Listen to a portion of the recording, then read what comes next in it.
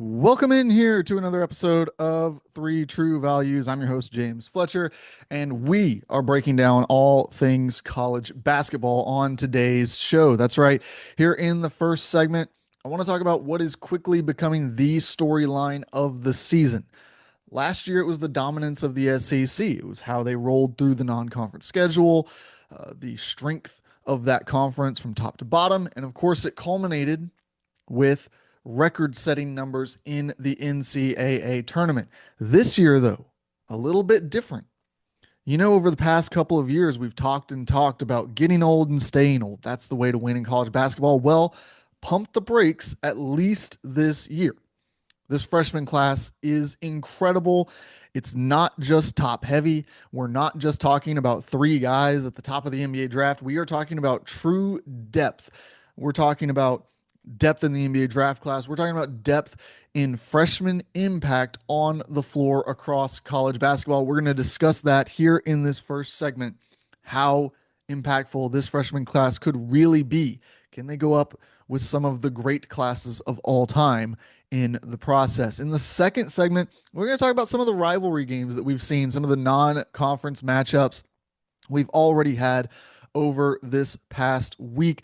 We, of course, Louisville and Kentucky headlines that, Florida and Florida State among those as well, that we will get to in the second segment. And in the third segment, quick little mailbag, not a lot of questions that we're going to break down, get into, but just going to touch on one or two things here that I've gotten questions about already this season, and then get you out of here with the games of the week as we do each and every Thursday episode. Don't forget to tune in on Tuesdays as well. This upcoming Tuesday, we will have Jamie Shaw with us talking about the NBA draft, talk about some of these freshmen a little bit more in depth from the draft side than what we're going to do today, where we're going to focus more on their college impact, what they can do for the sport this season. So let's go ahead. Let's get into it. Let's talk about freshmen in the game of college basketball. Many of you will remember the one and done era. Of course, that was a big deal. It used to be the way that you built a basketball team. If you wanted to have a blue blood program, the way to do it was to go get 1, 2, even 3 5-star freshmen, a couple of 4 stars in the mix that you thought had potential to break out, and then you would surround them with a group of transfers, a couple of returning players, some fourth and fifth year seniors would be on the roster as well. But those freshmen were kind of the stars of the show. We look all the way back to Carmelo Anthony. We go through the years, the Joel Embiids, the Andrew Wiggins. We talk about Anthony Davis and Michael Kidd-Gilchrist.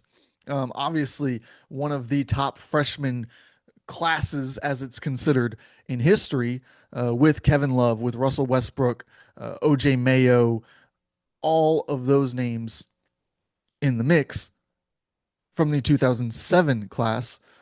Of course, you've had others that had a lot to offer as well. We had a Kevin Durant, Greg Oden, Mike Conley class at one point in time. So this year's group is going to be compared to those and many others throughout the course of the season.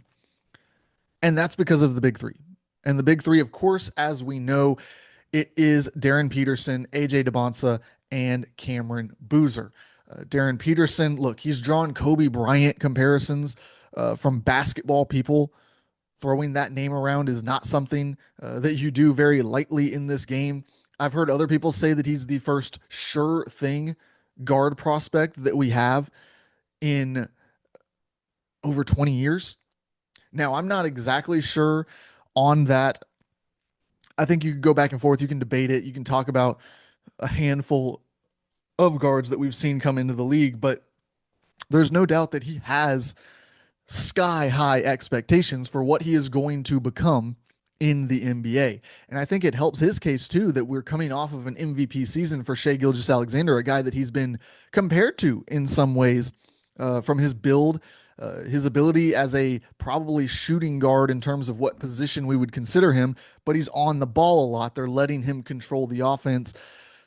A lot of similarities that you're going to see pop up. You're going to see those conversations throughout the year as well. Then we have AJ Demancia, and he goes to BYU. He's been kind of the top of the class guy for the longest because he's looked and played like a number one pick for years and years now. We've known that this big athletic wing who can get downhill, he can work on the ball some, he's got defensive instincts, everything that you're looking for in the number one overall pick in any given draft class. AJ Demancia has had it and has continued to show it across every level that he has played. He's now taking the college game, of course, by storm, just like Peterson has. Both of them right around 20 points per game already, and really looking the part to this point. Then you have Cameron Boozer, who has been in this mix and I think is the most intriguing to watch in terms of how we evaluate him, because he is big, he is bruising, he gets to his spots whenever he wants out there. We've seen early on a couple of games where he hasn't really gotten anywhere he wanted, and it has caused him to struggle and kind of fight through, find some of those growing pains along the way. But as we talk about growing pains, we're also talking about a guy who's averaging almost 19 and 10 with 4 assists per game to this point. So even when we can look at him and say, oh, he's struggling, he's adjusting to the game, he is still putting up massive production. So that's going to be something that's very interesting to follow as he gets more comfortable. What do the stats look like? Because we saw him in a preseason game put up a 24 and 23 performance against a Tennessee team that is no slouch. Top 25, Rick Barnes defense, everything that you want to see a guy go up against and perform against, he has already shown some ability to do that. But how does his game translate to the next level? How do we take what we see on the college court and apply it to what he's going to be in the NBA? That is going to be the challenge for Boozer, who is not the elite athlete. He is a high-level processor from that power forward spot. He is a guy who I think can play in different areas of the court, but he's going to have to kind of piece together enough production, and he's going to have a lot of it, and that's why he's so high up in this conversation, to convince NBA teams that either they're going to have to build around where he is and his best spots on the floor, or that he can adapt and find other ways to make an impact in various areas. So that's your big three. And that's the conversations that we're going to have around them. We're going to have these NBA draft conversations. We'll get more in depth on that next Tuesday, as I said. But what can they do for college basketball this year? Well, A, it draws in a lot of eyes, because there's going to be teams in the NBA that are tanking. There's going to be teams that their season isn't going the right way. In the Western Conference, there's just going to be teams that simply aren't good enough to contend for a title. So they're going to want to know, all right, if we get involved in this draft lottery, who is it that we're chasing? What player do we want? They're going to start watching more and more college basketball games. And these three could potentially be number one picks in any given year. I think 2 years ago, any of these three would be the number one pick in this year's draft. So,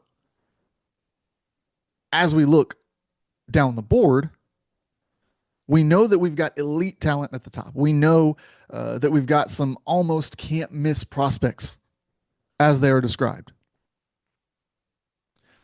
But beyond that, there's this group of guys who feels almost left out, who have been placed on the periphery of those three. And they are going to be so exciting to watch throughout the course of this college basketball season. Nate Ament, the first among them, he's been the sleeper. He's been the one that people will tell you, they'll whisper, watch out. This guy could be the best one when it's all said and done. He's got the Kevin Durant frame. He's 6'10". He's long, that lanky body, the fluidity on offense that he shows. He's playing for Rick Barnes. How about that? What is it going to look like? Can he develop into that frame? Can he show more and more defensive skill sets to go with the offensive game throughout the course of the year? I love where he picked to go to school. I love the role that he is already playing in, averaging 20 points per game, almost 9 rebounds as well. I think that's big for him as a guy who's going to play a little bit of the three, a little bit of the four. Really hot start for Nate Ament. And I think that he's only helping his case to move up and make this a big four. Well, how about Caleb Wilson, though? Caleb Wilson, he drew a lot of attention and is going to maintain attention throughout the course of the entire season because of what he said against Kansas. After he went out and had an incredible performance against the Jayhawks, led his team to a win over Darren Peterson's Kansas team, Caleb Wilson was not shy. The 6'10 forward who has big time skills. There's a lot of people who are real believers in his game who think that he might be fourth on the board more than sixth or seventh, where a lot of people have him slotted. Averaging almost 20 points per game, over 8 rebounds per game, 3 assists even. He's a guy who has come out and shown that he has unlocked so much in his offensive game. A lot to like there, a lot to track over the course of the year.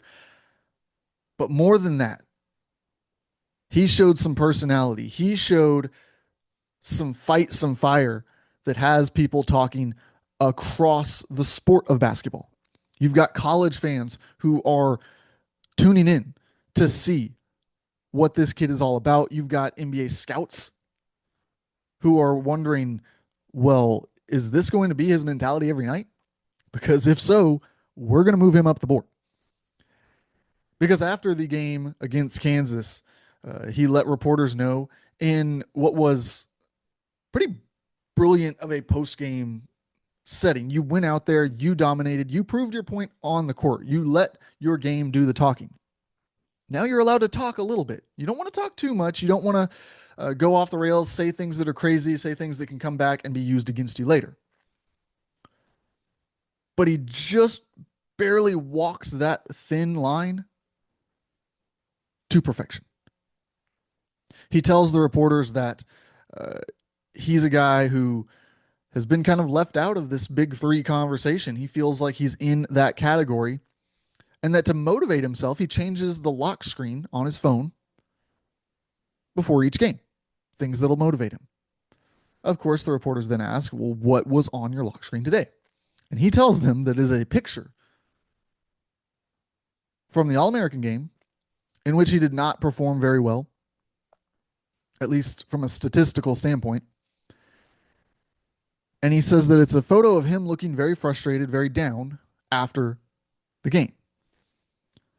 The game in which Darren Peterson was his point guard and did not pass him the ball.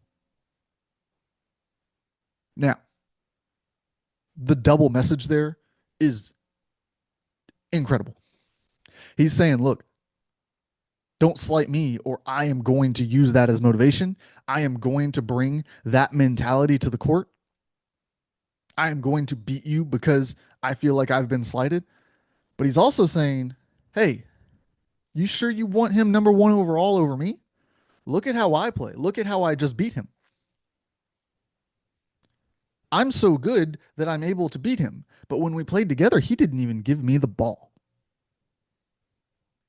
It's just walking the line there of the kind of trash talk, of the kind of just fiery mentality that you love to see from guys like this. So Caleb Wilson, does he keep firing shots? Let's see. Let's let the season play out. If he does and keeps backing it up with the performances, it's going to be so much fun to watch. He's going to become an even bigger storyline than the rest of the guys in this tier.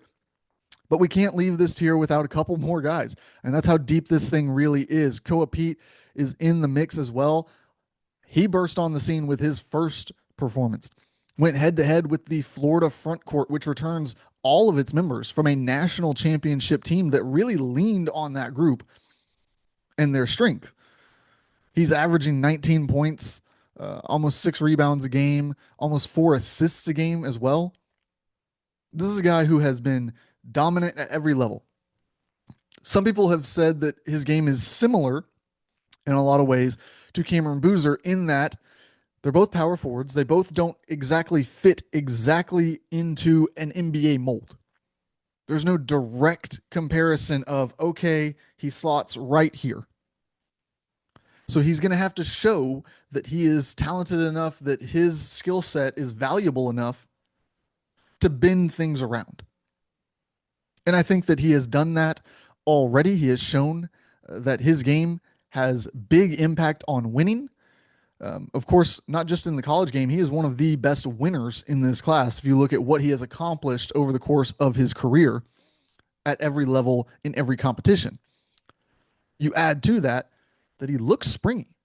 I've liked the athleticism, at least the vertical pop that we've seen from him at times at Arizona. I think that that can be that extra indicator that boosts him into another level. Mikal Brown at Louisville, he turned it on. We're going to talk about his performance a little bit more in the next segment, but he really turned it on when the lights got bright against Kentucky, took over. The same guy that we saw in the offseason for Team USA, he looked like that guy again, somebody who can really, on a court with a lot of talent, he can go out there and on a given night, he can be the best guy. He can use the ball in his hand to his advantage and create for himself and others, getting downhill, shooting a little bit, getting others involved with those paint touches, as we know is so important in this game. He's averaging 19 points, almost 7 assists per game right now for Louisville, and just now starting to get things fully rolling. I think he could be primed for another big season as well in this mix at the point guard spot, where we haven't talked about any of these guys. Now, we talked about Peterson, he's on the ball, but again, I think he's more of a two, but he might be the initiator on offense. Mikal Brown is your traditional point guard. So if you're a team in that draft range that's looking for a point guard, he's going to get a lot of looks to go high up on this board. Chris Sinak in there as well. He's just a wild card. Look, we haven't fully seen it. We've seen some good performances. We've seen him struggle a little bit already this season. I think that's going to be the way that it goes, averaging 8 points, 9 rebounds.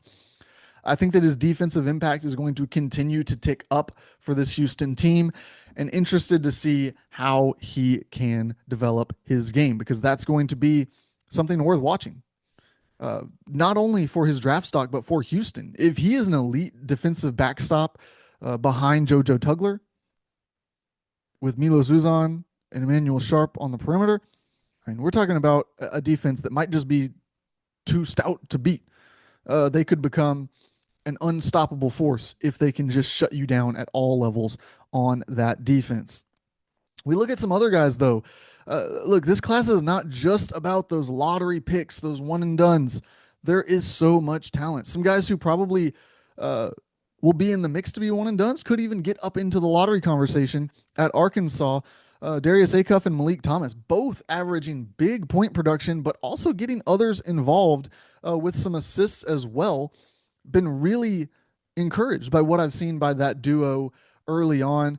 There's still some more to figure out in terms of the flow, in terms of how they fit in with everyone else on that roster. But I think that those two, you can't ask for any more from two John Calipari guards early in the season.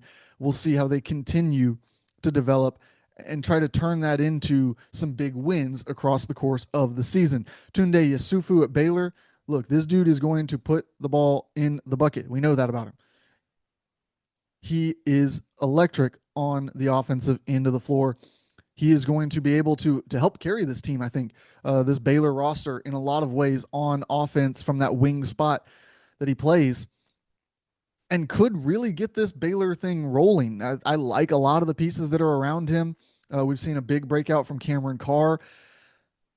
Let's see. Let's keep monitoring this Baylor team, and Tunde Yusufu in particular, how he's able to impact things, because he gives them a ceiling that I think becomes really interesting. How about Keaton Wagler, though, at Illinois, a guy who was, yes, highly thought of. A lot of people intrigued by a 6'6" guard coming in to play at Illinois, particularly after the success that Kasparis Yakachonis had last year. Different players, for sure. But I think that the general consensus was, okay, but They've got Andre, they've got the Ivisic twins, they've got Merkovich and Kylan Boswell. He's just going to get lost in the fold as a freshman. He'll probably break out as a sophomore. Well, he didn't want to wait until he was a sophomore. He's averaging 17 points, almost 7 rebounds per game already this season. He has come in and been an instant impact guy, somebody who fits an archetype that is very valuable. He is going to quickly move into the national conversation of college basketball as a valuable piece and be on NBA draft radars as well. Kingston Fleming, a teammate of Chris Sinak, who we talked about earlier, I think again that the thought was, look, there's Milos Uzon there, Emmanuel Sharp. He's just not going to get on the floor as much as he would need to be a impact freshman at Houston. Well, he's proven that wrong because he's averaging almost 16 points a game, almost 5 assists per contest already. Just so impactful that you have to get him on the floor, that you have to play him next to Uzon, that you have to play him with Sharp. You might even go some smaller lineups than you thought you were previously going to go just to have him in the mix more often and more impact on the game. Sean Abev at Cincinnati, another guy who, look, there was Baba Miller's coming in. You've got other veteran pieces that are around those positions, Sincere Harris. Just a lot of people playing similar roles to what it looked like he was going to come in as a freshman and try to do. But he's already averaging 12 points per game. I think that he is a guy who is going to continue to grow throughout the course of the season as well. Now, here's the one that I'm really, really surprised by. Ibuka Okori, is averaging over 25 points per game at Stanford. Nobody saw that coming. I mean, this is a guy who was a 3 or 4 star recruit, depending on where you look, and suddenly has burst onto the scene as an electric scorer. A guy who is going out night after night and helping will this Stanford team to victory. An incredible scouting win for Kyle Smith and his staff there. Really interested to see how this continues because you don't see a lot of freshmen be up high on these national scoring lists unless you are Darren Peterson or AJ DeBonsa, Cameron Boozer. Unless you're that caliber, you're usually not up there near the top of things. He's above all 3 of them. So we'll see how this continues, how this plays out. But Ibuka Okori has been incredible and well worth watching early in this season. Eli Ellis, another guy who has had early impact at South Carolina, was a social media star during his time on the AAU circuit. You would not believe the attention that he got when he walked in the gym as a point guard. Does a lot of fun things, a lot of just kind of fun basketball being played when he's out there. I had some questions on how it was going to translate at his size to this level, but at least in the non-conference portion, he has held up really well. Looks like he's going to have an impact on this team. And we can't move on to the last category without talking just a little bit about some of these legacy kids. Kyan Anthony averaging 17 points per game. I mentioned his dad earlier in this segment, Carmelo. And look, Kyan did not get the hype, and I think in a lot of ways, rightfully so, the way that Bronny did. But Kyan has come in and looked like a real college basketball player. So it's going to be worth continuing to monitor for the sake of the storyline, for the sake of college basketball this season, and for the sake of their future prospects, because Jake Wilkins, son of Dominique, is also having a big role there at Georgia. 14 points per game, averaging almost 2 blocks plus steals, that we call them stocks here on the show. Really fascinating to see how both of these kids develop as second generation players coming from Hall of Fame households. We'll continue to monitor that throughout the season. And we'll wrap up this segment. And we've gone through so many guys, and this should just prove to you how impactful this freshman class is. That's kind of what we're trying to do here. We're kind of trying to just hammer home that this freshman class is so different. Last year, we probably could have had 3, 4, 5 conversations at this point in the season and said, this guy looks really good. This guy we're intrigued by. Obviously, Cooper Flag is really good. This year, we can go 20 something deep. And I probably trimmed some off to shorten this up. But we couldn't talk about freshmen and their impact without talking about international players. Because, like it or not, agree with the rules or not, think that it's ruining college basketball or not, international players are here. And there's 2 classifications of these international players that I think it's important to distinguish when we're having at least this conversation. Now, I am not just out there just downright against these older international players coming. I'm not. But I do think that the group of 4 guys that we're going to talk about right here need to be separated from that. These are guys who are freshman age players. These are guys who, if they had been in the high school ranks, could have come into this season as freshmen. So they fit the mold of what we are supposed to be looking for the most part. Now, Nicholas Avdalas, who we're going to talk about, he entered the NBA draft and got feedback, but was still a young enough player to enter as a freshman. And he has come to the college game and is averaging over 18 points per game, 7 assists, 4 rebounds, and has people raving about his ability to, off the wing at his size, control the ball, work through the offense. He looks like he can be one of these modern players that teams love at every level of basketball, who can combine size, a little bit of shooting, a little bit of dribbling, a little bit of passing, holds up on the defensive end. He might have it all in terms of skyrocketing, not just up NBA draft boards, but into all conference selection conversations. This is a guy who didn't get as much fanfare as I thought he deserved when he committed to Virginia Tech. That was a huge addition for Mike Young and his staff. And he's proving it early. He looks like he is going to be a big-time player worth monitoring throughout the course of the season. Hans Steinbeck, another one at Washington, was a big pickup for Sprinkle and that staff, averaging almost 15 points, almost 13 rebounds, and 3 assists per game already this year. His impact, particularly at the college game, is going to be massive. Now, we will see. It's not, again, it's one of these that's not a direct fit to the next level, but he might just be so talented that teams are looking to fit him in and plug him into a system. Find ways to get him on the floor. But for as long as he is in the college game, he is going to be a double-double machine, that's for sure, as he continues playing at Washington. And quickly, we'll wrap up this segment. I just want to mention Mosila at Georgia Tech, 13 points, 12 rebounds, 4 stocks per game already.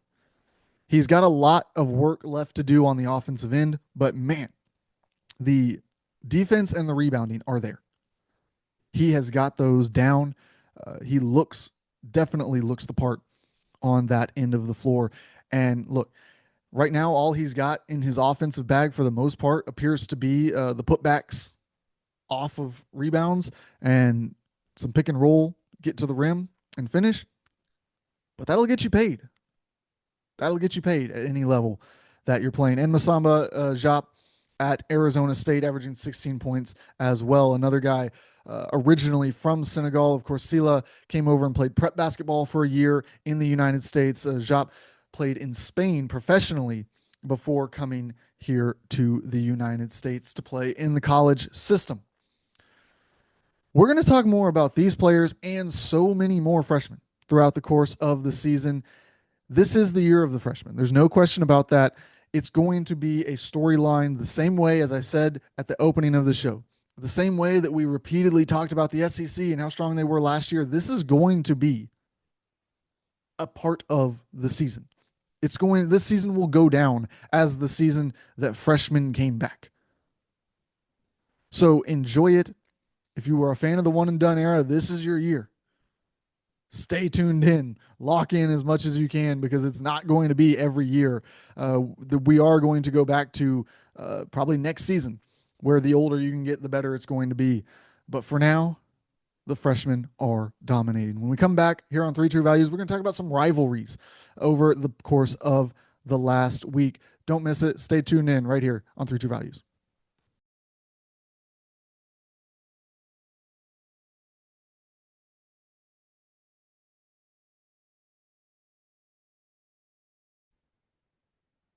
In here on Three True Values as we keep rolling through the show. We're talking about rivalry games because over the past week we had a few that were underway and thought that there were some interesting takeaways from each of those games. We'll start with Louisville and Kentucky. That's the big one. Obviously, the massive rivalry in the Bluegrass State. Louisville comes out on top of Kentucky. Wildcats made it close for a minute late in that game, but never really felt like Louisville was in that much danger until they started missing free throws down the stretch. But it was an interesting game from start to finish, I thought. We got a really good performance from Mikel Brown, the freshman guard at Louisville. Of course, Ryan Conwell has been very good for that Louisville team all season to this point. Sanandra Frew is an interesting front court piece for them. The production in terms of the box score is not always there, but you do feel his impact. He's a defensive presence. He's an athlete at the center position.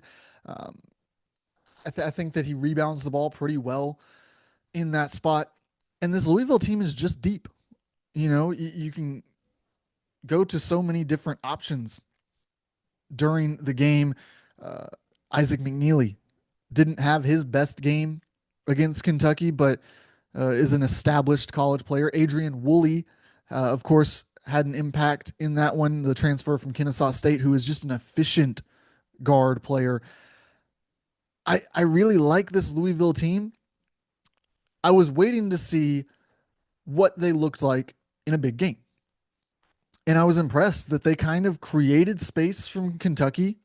And anytime that Kentucky made that run, whether it was Denzel Aberdeen getting hot at the point guard spot, whether it was the shooters getting a couple to go in here and there, I thought that for the most part, Louisville was largely able to respond quickly, put out the fire, and get right back to it.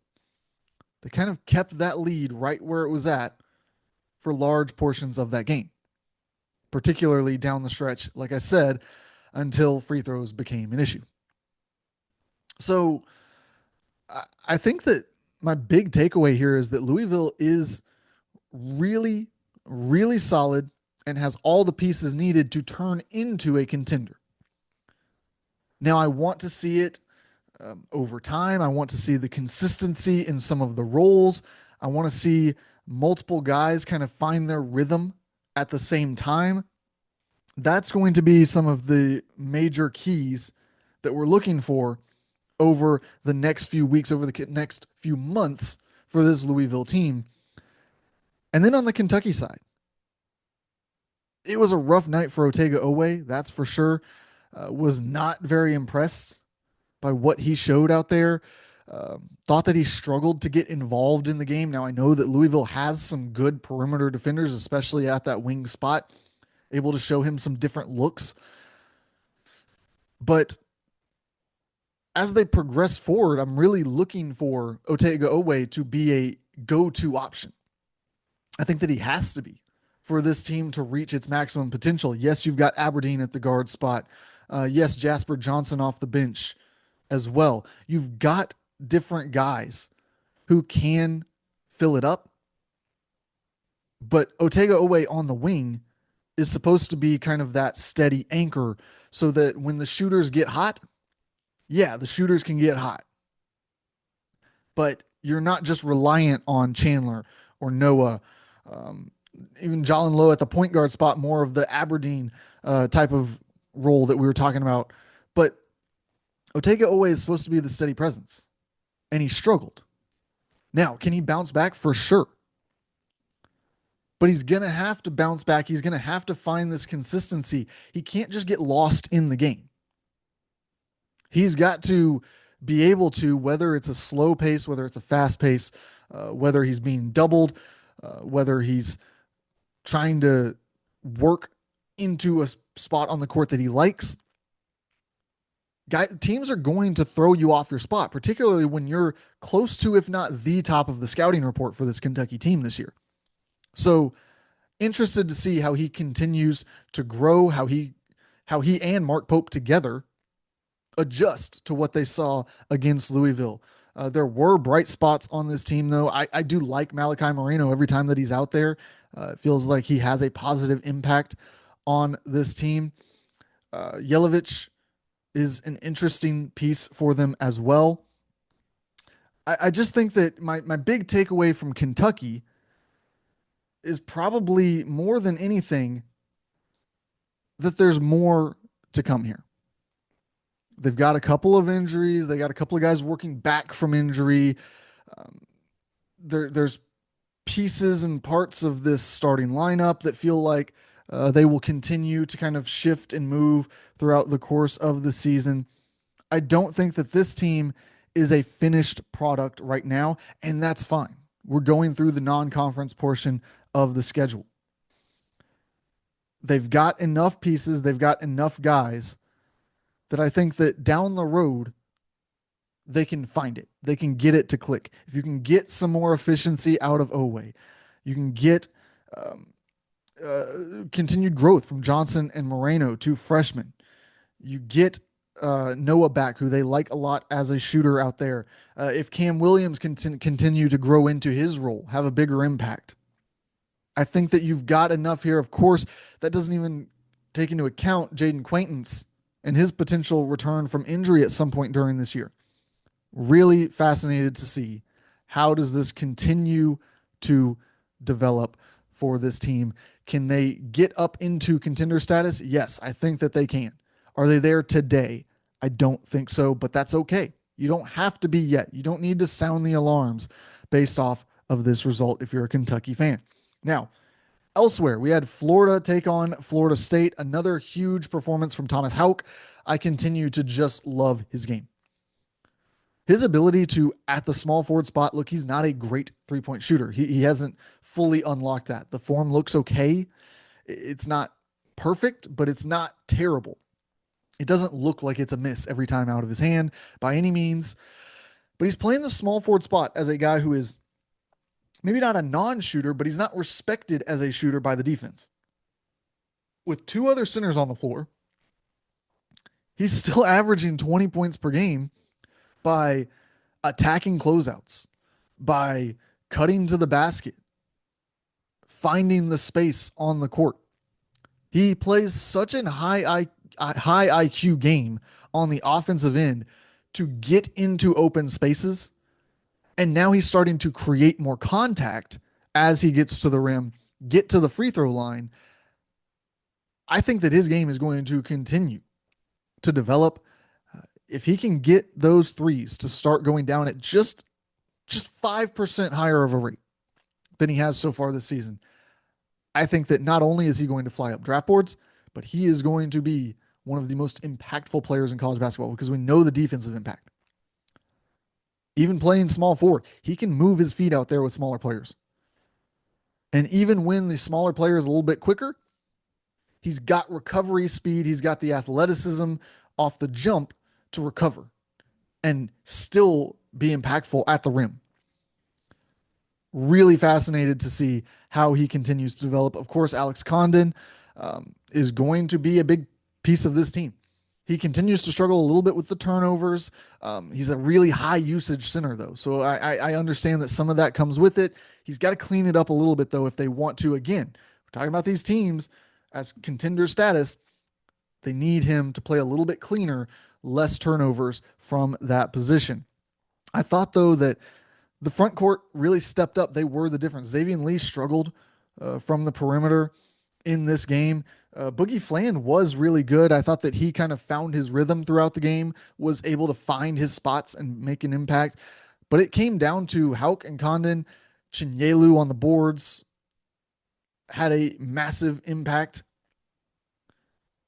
But they've got so many guys that they can rotate in. Okay, this isn't working. Let's plug in this piece. Okay, we need a little bit more of this. All right, we have this guy. Florida has so many different paths that they can create on this team. Really like the way that they are mixing and matching to this point. I thought that it was a gutsy performance as well because, look, Robert McRae was not going to let this one go. Rob McRae with 29 points. He was not particularly efficient in this one, 9 for 21 from the field, but 9 for 12 from the free throw line. And this is a guy who continues to impress. He already set the Florida State school record for assists in a game in his debut for the Seminoles. Now he comes out, shows that he can score as well. He was at Jacksonville last year. I got a chance to see him in practice, got to see him in a season where he was dealing with injuries. He had a facial fracture, was having to wear the mask, clearly was frustrating him at times throughout the year. And as someone who has seen probably more of him than a lot of people because of where he was last season, where he was playing, I think that his impact is going to be not quite 29 points, not quite 17 rebounds, but it's going to be huge. He is going to raise the floor for this Florida State team, as in year one under Luke Locks, they look to reestablish a program. He is going to be a key piece of that along the way. He has control of the team at the point guard spot. He's a guy who last year had some NBA draft scouts wondering, would he go ahead and go to the NBA? There was some interest there. Of course, the injury, of course, some of the struggles that he had down the stretch as a result, in large part, of the injuries kind of set back those conversations. But I have no doubt that he is going to have a big season for Florida State and that he will carry them to at least a floor of what they can be throughout the course of this season. A couple of other ones that I just want to touch on. They're rivalries that happened over the past week. Ole Miss beats Memphis. And my takeaway from Ole Miss, really good. Kamar Dean is a bucket. He is going to kind of lead this team forward. AJ Storr looks like he's kind of back to the AJ Storr that we knew at previous stops. Of course, had the really down year at Kansas, could not figure things out for whatever reason while he was there. Looks like he's back, got more rhythm, going to be an impact player for Ole Miss. But Kamar Dean is what the engine that's going to make this thing go at that guard spot, the ball in his hand. He's a veteran. He has played professionally for years and now is bringing that to the college game, a certain just level of consistency that is needed. On the other side for Memphis, a lot left to figure out. Aaron Bradshaw, look, he looks like a swing and a miss. He just does. 1 point, 1 rebound from a guy who was brought in to kind of be a massive piece of the front court. There's a reason that he's not at Kentucky anymore, that he's not at Ohio State. He has not lived up to what he was supposed to be at any stop so far in his college career. Now, maybe against the American schedule, he can just be bigger, more dominant, all that. But I have real doubts. I thought that Sela at Memphis kind of took all of his shine. I think that he's going to play over Bradshaw. I'm not sure what Bradshaw's role even will be with this team down the line. But if you're Memphis, the good news is there's some depth in this team. Sincere Parker with Doug McDaniel, Julius Thedford getting in the mix. Zachary Davis has not really hit his stride yet, but I think that he's got more to unlock for sure that he showed at previous stops, including South Carolina. They're not a finished product as well. They're one of these teams that is clearly still figuring it out. And they're at risk with the schedule that they have in front of them that it could get ugly. We talked with Parth last week about it. But I was encouraged. They hung around with Ole Miss. They were in that game down the stretch. Couple of turnovers, couple of misses, kind of just put the game away. But if you can compete with Ole Miss, you've got the type of team that should roll through the American Conference this season. Georgetown takes care of Maryland. How about Georgetown? They finally look like they're starting to get some momentum, starting to get back to a respectable and competitive program. Look, the computers did not like Georgetown in the preseason, and I was a little bit surprised. I looked at that roster and I said, is it an NCAA tournament roster? Probably not. But to say that it's at the bottom of the Big East felt like it was too aggressive. And so far, this Georgetown team has looked like a good Big East team. They've got some veteran returners. They've got some talent that comes into the fold. I like it. I think that they've finally got something under Ed Cooley where it's got some hope behind it. They knock off Maryland, which is year one under Buzz Williams. A lot of questions there. The hierarchy, the who's going to make an impact, who's going to be part of that regular rotation. Still working through a lot there. Uh, I'm not sure what the top end result is for this Maryland team at this point, but they definitely have quite a bit left to figure out behind Pharrell Payne, who was really good and has been really good throughout the course of the season. And I have a kind of a question almost for you guys, our listeners, because I almost talked about UNC Kansas here in this rivalry segment. And I kind of opted to, I mean, obviously, I'm going to talk about it a little bit because I'm going to bring this up. But is UNC versus Kansas a rivalry, or is it a blue blood matchup?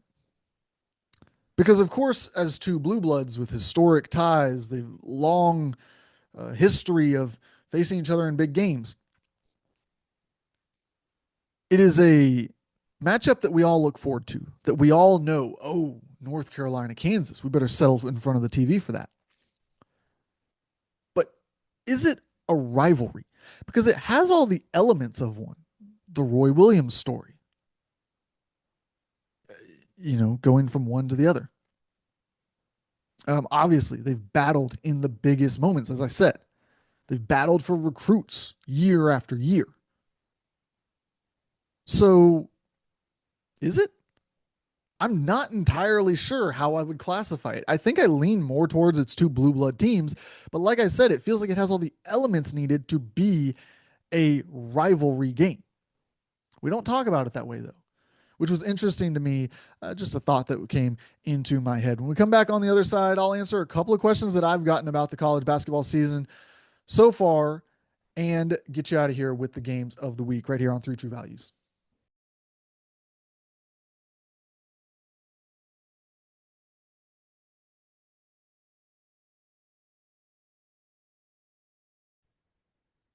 Welcome back in here as we wrap up today's show. Want to answer just a couple of questions that I've gotten so far in the college basketball season.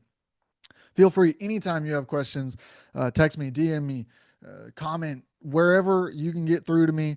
I try to be available across pretty much all platforms for fans that want to either have conversations about the game or ask questions for shows like this. Any feedback is, of course, always welcome here. We're going to start with this question that I got. Is Koa Pete a better NBA draft prospect than Cameron Boozer? For me right now, no. And the reason, more than anything, because I think I said during the show that these two are similar players in that they don't have an immediate translation, right? They are power forwards who don't stretch the floor, who aren't particularly elite defenders in space. So you're not going to be able to swap out your point guard or your shooting guard and have them go guard on the perimeter to give your guy a break. That's not going to be an option there. But they are just so impactful. They use physicality. They use kind of high IQ play to get to the right spots and to get to their shots. So for both of them, it's done in a little bit different way. Koa is, he's got a little bit more of that vertical pop. Not much lateral quickness that could use some work, like I said, on the defensive end. But in terms of that vertical pop, getting up quick, he's got a little bit more of that than Cam Boozer does. Cam, the question is, without that athleticism, to the question that I received, does that put him at a disadvantage to Koa? And the reason that I will say no is because the facilitation for me is just at a different level for Boozer. Koa is not bad with the ball in his hands, but Cameron Boozer at times is used as the point guard. It's get the ball to him at the top of the key, and now he is deciding with a defender on his hip, does he want to back down? Does he want to face up? Does he want to swing the ball? It's up to him how the offense gets initiated a lot of times for this Duke team. Now, my complaint with him is that he gets too far out a lot of times. He wants to truly be a point guard. He will go out to half court and grab the ball. He is best served standing right at the three-point line, even at the elbow. I think sometimes, I think that should be a little bit higher usage play for him. It probably will be at the next level where it's a little bit more spaced out. But that's what I think that he brings that is going to draw in a lot of fans. Yes, he can score from his spots. He can get to his spots. He has been great on the boards as well. But the ability to facilitate offense is something that you cannot overlook from a guy who is, at the end of the day, a quote unquote big prospect. So that is why I think that Boozer remains in that top three while Koa Pete is in the next tier with guys who are trying to chase that pack. That is the biggest difference that I see between those two at this point in their games. Now, second question, how good can LeBaron Philon be this season? Interesting one. Not a guy that we've talked a lot about, but I don't think should go under the radar throughout the course of this season. Was a guy who was locked into the NBA draft until the last minute. He withdrew and returned to Alabama. I was interested to see when that happened. Typically, what happens there is that the NBA gives you feedback. They say, look, you're either a late first round draft pick or a second round draft pick. You're somewhere in that mix. Now, here are the things that we want to see from you that could make you a top 20 pick. And that always felt like the path that Philon was going to go down. He's got a lot of skills that could bring him into that conversation somewhere around 17 to 24, we'll say, in the draft. But he had to unlock all of them. So the question then, when he decided to come back, was how much is he able to work on those things? Because last year he showed, hey, I can play off the ball. I can play next to somebody in Mark Sears who is ball dominant. Even though I'm not an elite shooter, I can still space the floor in different ways by attacking closeouts, by getting paint touches and kicking it out. I can compete on the defensive end of the floor. So the question was, this year, step into that on-ball role. Show that you can do it from both spots, both guard positions, and then increase the three-pointer was the obvious answer for him as to how he would improve his draft stock. And yes, I'm looking at this through a draft angle because this is a guy who, coming back to college, was for A, the NIL check, but B, to get more money in the NBA later down the road. He was not a returner who just kind of came back to the college game to have another season, fifth year, whatever. This is a guy who the goal was work on his game so that NBA teams will take a longer look. And in that St. John's game in particular, I was very impressed with his ability to get to spots. And the decision-making from that point, I thought, has taken a leap. The ability to find the open man, the ability to go into contact, getting to the free throw line consistently, and then Look, I'm not going to say that one play changes how I view him as a shooter, but there was a play in particular where he was getting some good movement off the dribble. I thought really impressive how he was working on the defender with his moves deliberately, not just dribbling in place, but trying to get the defender to open up to provide him the lane. And when he got there and he noticed that the rim protector was in position, rather than get the paint touch and kick out, he stepped back to the 3 point line and knocked one down. Now, if that is an element that he can add to his game, forget 17 to 24. We're talking somewhere at the end of the lottery. That is the kind of thing that takes you to the next level, where teams will let you come in and be a point guard and run the offense. If you can turn the defender's hips and then create the decision for yourself of whether you need to get to the rim or step back and hit the three, and you're capable of doing both and capable of reading the second line of the defense to make that decision, yeah, that's what teams want to see from the point guard spot for sure. It provides him just a glimpse, but if he can do that consistently, yes, the sky is the limit for his game.